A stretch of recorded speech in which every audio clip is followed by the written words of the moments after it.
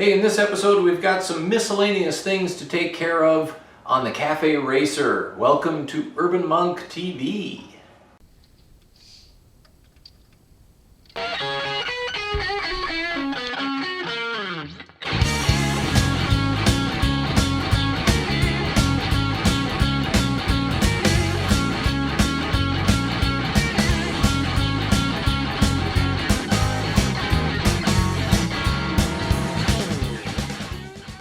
So hey guys, welcome back. I know it's been a while since I worked on the Cafe Racer here, GS550. If some of you are new, I don't know why you'd be coming in at this episode, but hey, you never know. So Suzuki GS550 Cafe Racer. I've been away from it for a while, vacation, work, etc.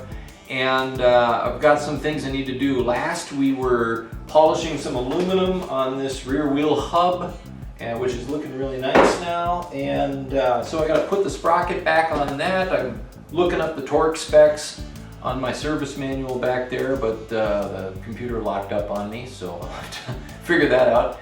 And then what else? We took the brake caliper apart, the front brake caliper, which on this particular bike is the only brake caliper because it has a drum in the rear, and want to get that ready for painting and clean that up. So I want to talk just a little bit about how I'm going to go about painting that and color choice and that kind of thing. Put that sprocket and hub back together. I still have to polish the aluminum on the rear hub. This is the, I don't know what you call this part. I mean, it's the brake shoe holder dealie on the rear hub. And we'll get that polished up and we can put the brake shoes back in it, and then look at some of the electrics, how that's going to lay out, and we'll call that an episode of Urban Monk TV. How about that? Okay, so if I were going to put a new bearing in, now would be the time to do that. I've checked this bearing and it's still in good shape, and I'm not going to replace it. So I was looking for a torque spec for these bolts for the sprocket and did not find one in the service manual. So we'll just take our best guess. I'm thinking, looking at these, something around 12 to maybe 15 pound-feet. And so go ahead and use Google to convert that to Newton meters if you need, but that's what I'm going to do. And because we have these bending tabs that hold the nuts in place, I think just getting them snug and then bending these up, that holds it there. So, it's getting the torque spec maybe isn't quite as critical here for this part because you have those.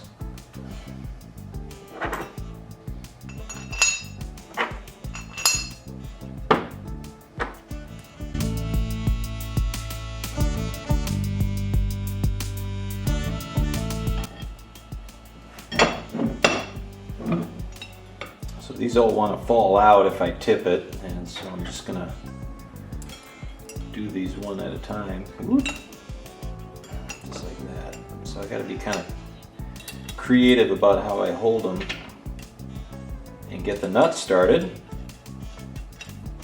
I ran all of these bolts and nuts through the wire wheel. Clean them up a bit.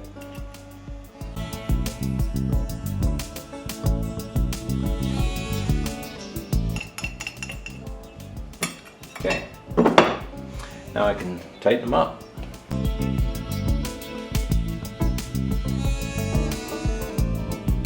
Let me get some torque on them. So this torque wrench is in inch pounds. I'm going to do about 150 or, oops, sorry, I'm locked up there. About 150 or so. I'm not going to get too exact about it.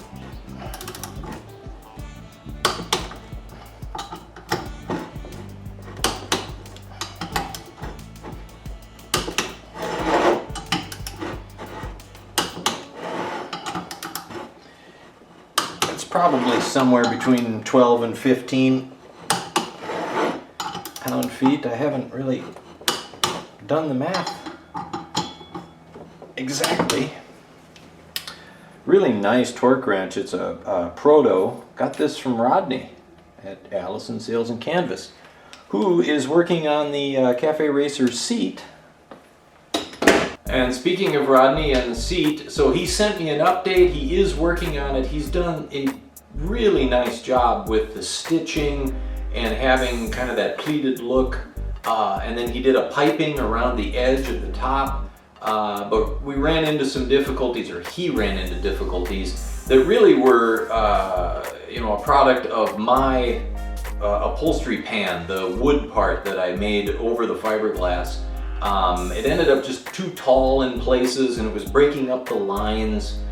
So he's modifying, and that project continues. I am going to share that in an upcoming episode.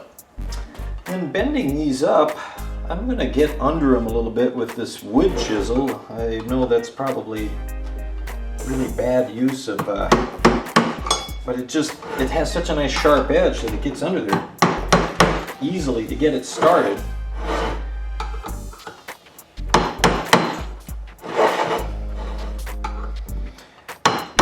Because I don't want to go hammering on my flat edge screwdriver under there, because that's definitely abusing the screwdriver.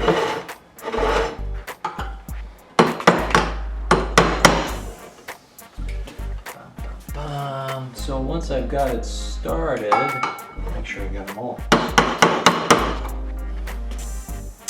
then I can get under there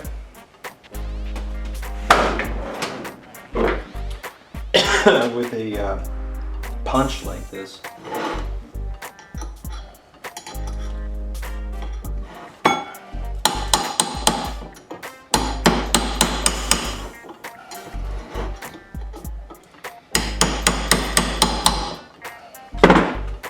Let me show you what we're trying to accomplish here. That's what we want to do. Now that won't rotate.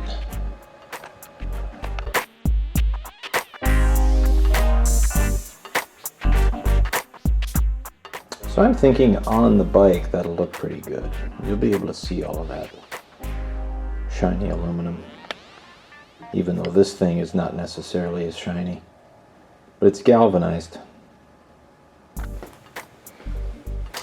So getting to the electrics tray, let me move that adapter up there. We need to get this thing ready. My plan was to use not a lithium-ion battery, because I don't plan on upgrading the charging system on the bike. The original stock 1978 charging system and all its components were working fine on this bike, and I had tested them. And then when I put the stator back together, when I was assembling the engine, I did the 2 continuity tests that a person can do on that piece, and it passed. So, I'm feeling confident about the charging system working as it was, and I didn't want to go to the expense of a lithium-ion battery to then go right ahead and have to invest further in, like a RIX electric regulator rectifier that's up to the modern standards that a lithium-ion battery needs, to put it in kind of just simple terms. This is an AGM, or absorbed glass mat battery, so it can be placed on its side. It's a completely sealed unit, and it was cheap. It's about half the cranking amps, though, of what originally came in this bike. So, the first concern there is, well, if you're turning the starter over a lot, you're going to run out of power pretty quick, and you better hope that it fires right away. When the engine's warm and well tuned, I don't have concerns about that. But I can always supplement when I'm here in the shop doing a lot of turning with a jumper battery, so I'm not concerned about that.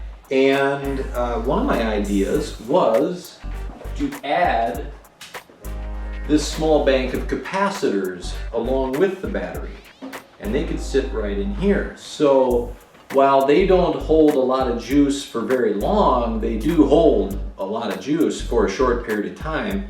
And combined, my thinking and rough calculations here, again, I'm not like super sciencey about this, is that, you know, I'm closer to the original battery size in initial power delivery by adding the capacitor bank.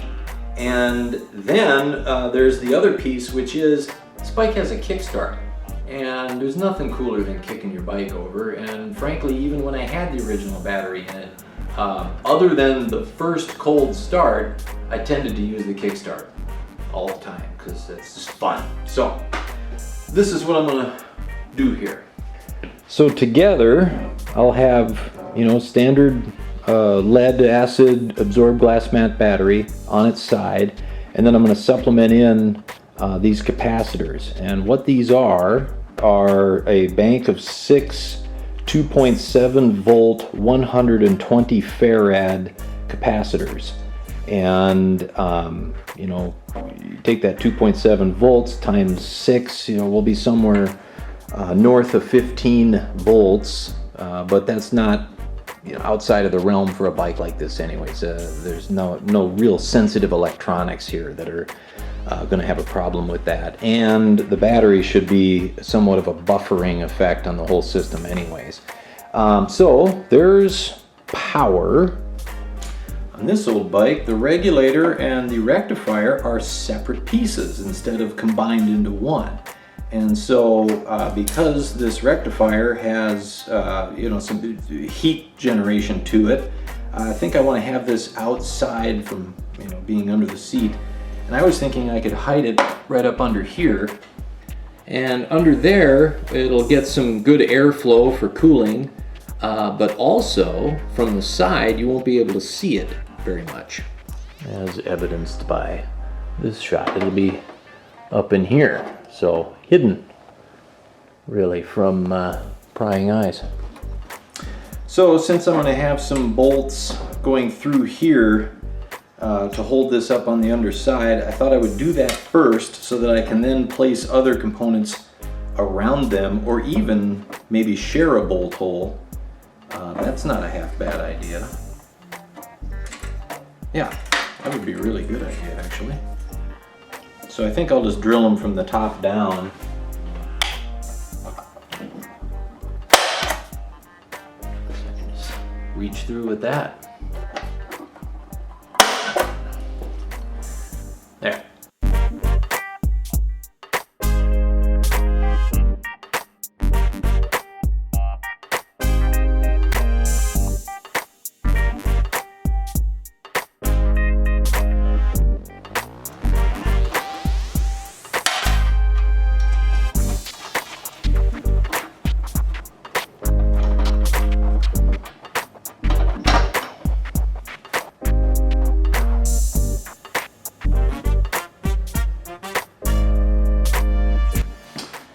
And then we've got the regulator, and I'm going to share a bolt here.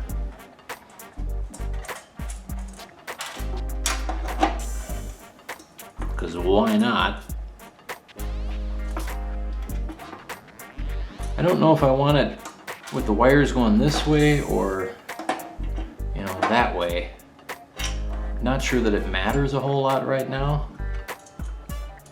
We'll figure that out later. And then the other item we have to hide in here is a starter solenoid. Butterfingers. Okay, so that's on, and then starter solenoid.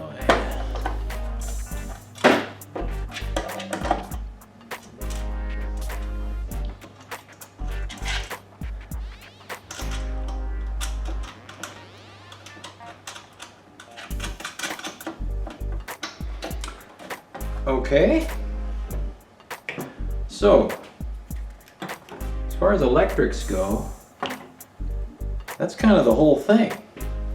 Other than maybe a fuse, had this crazy old fuse thing in it.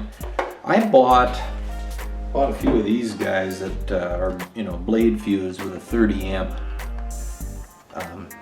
fuse. So I'm going to use that instead, and it's got a higher quality wire on it. So I will replace this. What amperage was this thing? This thing was only a, I gotta look.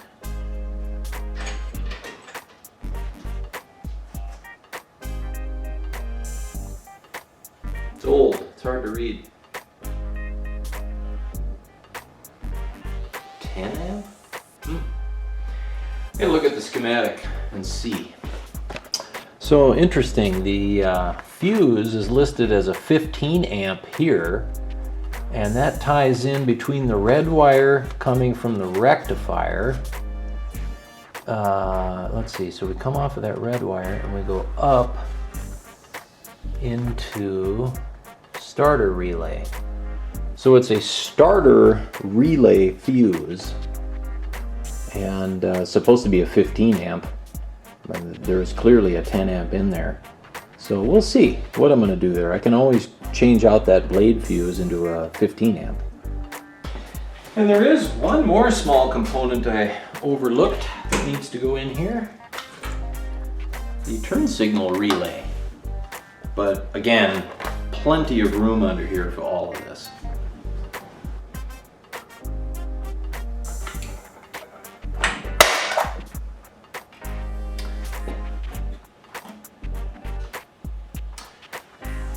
This, I'm starting to doubt my choice in position. I may want to flip it around, which of course it won't do without undoing it, because I want that to come up under the space in the hump, and here it's a little too far forward, and I think I'll run an interference with my seat.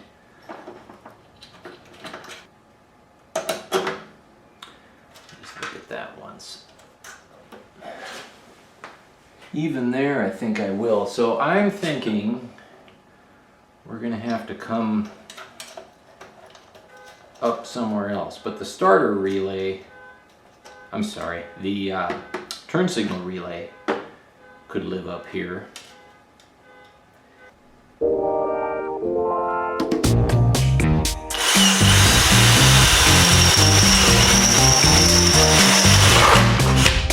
I also have to figure out, like, how am I going to hold this down? And I'm thinking now, in hindsight, I should have done something welded with a elastic strap that, you know, before I painted. Of course, I can always weld again by removing paint, but then I gotta repaint. Good news is, you know, it's not powder coated, so I don't have to take off expensive powder coating that I can't then repair somehow other than going back to the powder coater. I can just give it a shot of paint. So some upside to doing the do-it-yourself paint job.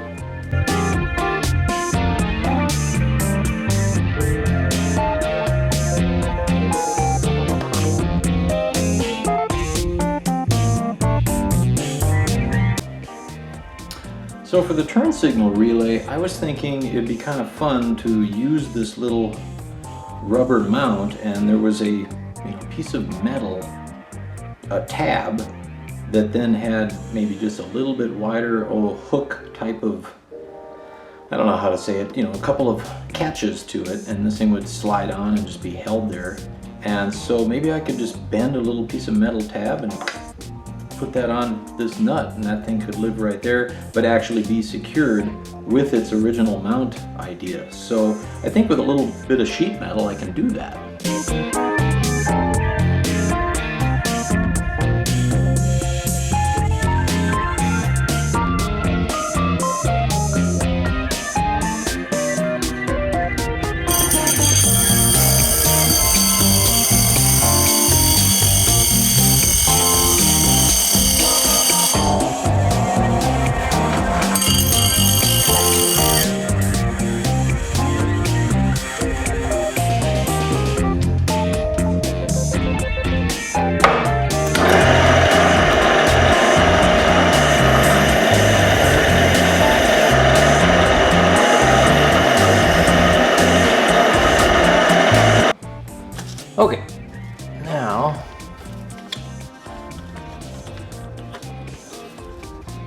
fits in there, but it doesn't come out easily, so that'll hold. Now I just got to put a little bend in it. Yeah, it holds good enough where I can hardly get it out, so good enough.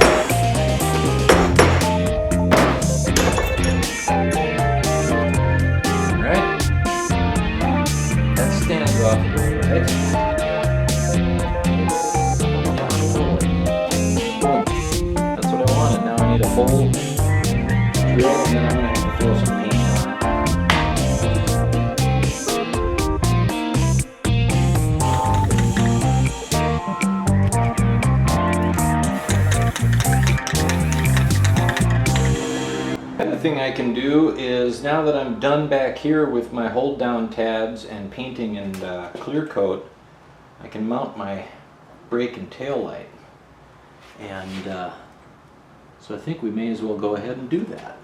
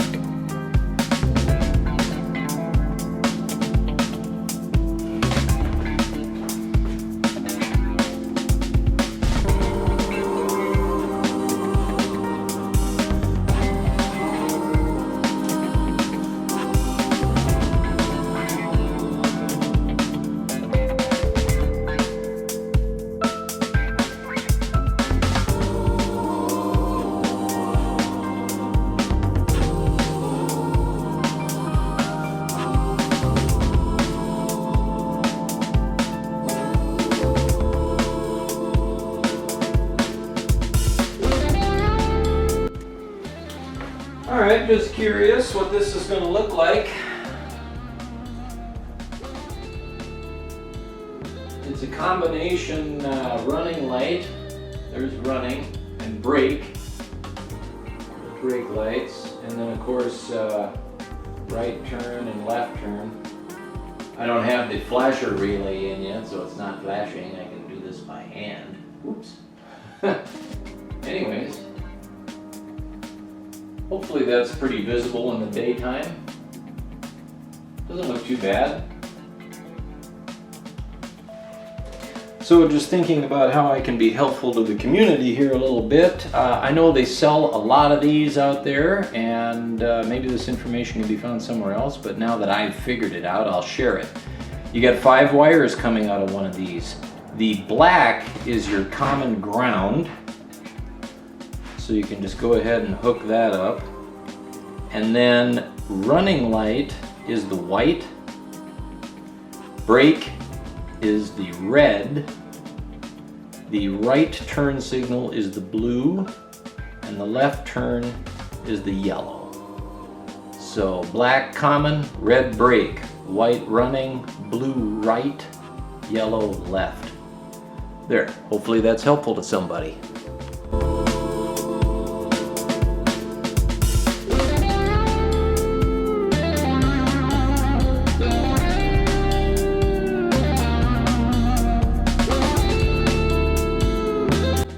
Well, hey, that's going to have to be it for this episode. Got a lot done. I realized that probably tried to tackle too much for the length of this video. So some of those things I mentioned in the beginning that I was going to do will have to wait till the next episode, but we will get to them. And I appreciate each and every one of you watching, and those of you that subscribe, thank you. If you're not already a subscriber, go ahead and click subscribe and the thumbs up if you like what I'm doing here, and we'll see you in the next episode. Thanks for watching.